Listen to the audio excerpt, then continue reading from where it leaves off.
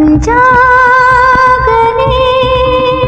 बात में कोई दो राय नहीं है कि लता मंगेशकर जी और उनकी आवाज दोनों अमर हो चुकी हैं। ये सिंगर जिनको लता जी खुद अपने से अच्छा मानती थी, वो भी लता जी की तारीफ करने में नहीं चूकते थे। लता जी बहुत अच्छा गाती हैं। सिर्फ भारत ही नहीं, पाकिस्तान, बांग्लादेश और नेपाल में भी उनकी बहुत मान्यता थी। हिंदी, बंगाली और मराठी को मिलाकर 36 इंडियन लैंग्वेजेस में लता मंगेशकर जी ने गाने रिकॉर्ड करे हुए हैं। 1948 से 1974 के बीच में लता मंगेशकर जी 25,000 से ज्यादा गाने गा चुकी थी, जिनके लिए उनके नाम एक गिनीज वर्ल्ड रिकॉर्ड भी है। अपने 80 साल के करियर में queen of melody, Nightingale of India और वॉइस ऑफ द मिलेनियम जैसे टाइटल्स उनके सामने रखे गए, उनका सम्मान बढ़ाया गया। वो इंसान शायद ही सोच सकता है उस ऊंचाई पर पहुंचने का जहाँ पे लता जी आ चुकी थी। वहाँ लता जी के प्रोफेशनल करियर के बारे में सबको पता है, अपनी पर्सनल लाइफ बियॉन्ड उनकी सिंगिंग वाली लाइफ को उन्होंने सबसे दूर रखा। यहाँ तक कि उनके खुद के परिवार वालों को नहीं मालूम था कि वो किन तकलीफों से गुजर रही थी। 3 बहनें और 1 भाई थे, जिसमें वो सबसे बड़ी थी। मीना खांडेकर, आशा भोसले, उषा मंगेशकर और हिदान मंगेशकर, और ये सब इंडिया की म्यूजिक इंडस्ट्री से जुड़े हुए थे। और लता जी के बाद कोई उतनी अच्छे से, उतनी रिस्पेक्ट के साथ, उतनी सक्सेस के लिए जाना जाता है तो वो खुद उनकी बहन आशा भोसले जी हैं। लेकिन अगर तुम सोचोगे कि लता जी की वजह से ही शायद आशा भोसले को भी सक्सेस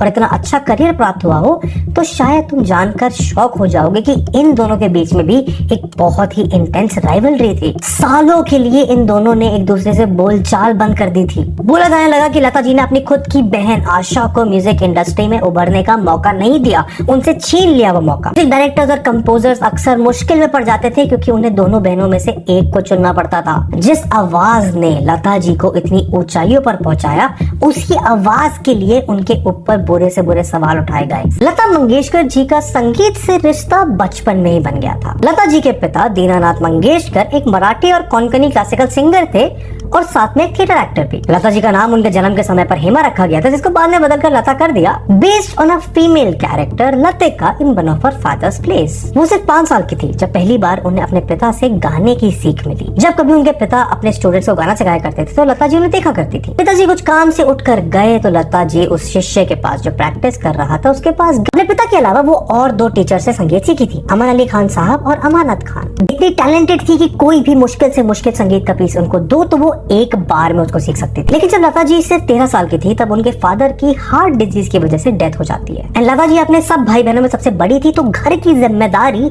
उन पर आ गई थी। जिम्मेदारियों के चक्कर में लता जी को कभी स्कूल जाने का मौका नहीं मिला, बल्कि उनके करियर की शुरुआत सिर्फ 13 साल की उम्र में हो गई थी। एंड उन्हें ना चाहते हुए भी एक्टिंग से शुरुआत करनी पड़ती है। मास्टर विनायक जो दीनानाथ जी के अच्छे दोस्त थे, वो एक डायरेक्टर, राइटर, एक मूवी कंपनी के मालिक थे जिन्होंने लता जी को पहली बार काम दिया। पहले मैं एक्टिंग करती थी और एक्टिंग करना मुझे पसंद नहीं था। लेकिन 1947 में मास्टर विनायक जी की डेथ हो जाती है, जिनके चक्कर में उनकी मूवी कंपनी बंद हो जाती है। तब लता जी गुलाम हैदर साहब से मिलती हैं, जो एक इंडियन पाकिस्तानी म्यूजिक कंपोजर रहे हैं और आगे जाके लता जी के मेंटोर बनते हैं। लता जी गुलाम हैदर साहब को अपना गॉडफादर मानती थी। एंड वो हैदर साहब ही थे जिन्होंने सबसे पहले लता जी की काबिलियत पर विश्वास जताया। हैदर जी ने लता मंगेशकर को बहुत सारे प्रोड्यूसर से मिलवाया, जिनमें एक बड़ा नाम शशाधार मुखर्जी थे। वो फिल्म प्रोडक्शन में एक बहुत बड़ा नाम थे। एंड जब उन्होंने लता मंगेशकर की आवाज पहली बार सुनी तो उन्हें मना कर दिया, ये कहते हुए कि उनकी आवाज बहुत पतली है। अब ये सुन के हैदर साहब नेचुरली भड़क गए और ये कह के गए कि आने वाले सालों में प्रोड्यूसर्स, डायरेक्टर्स, म्यूजिक आर्टिस्ट सब लता जी के पैरों में गिरेंगे अपने मूवी में काम करवाने के लिए।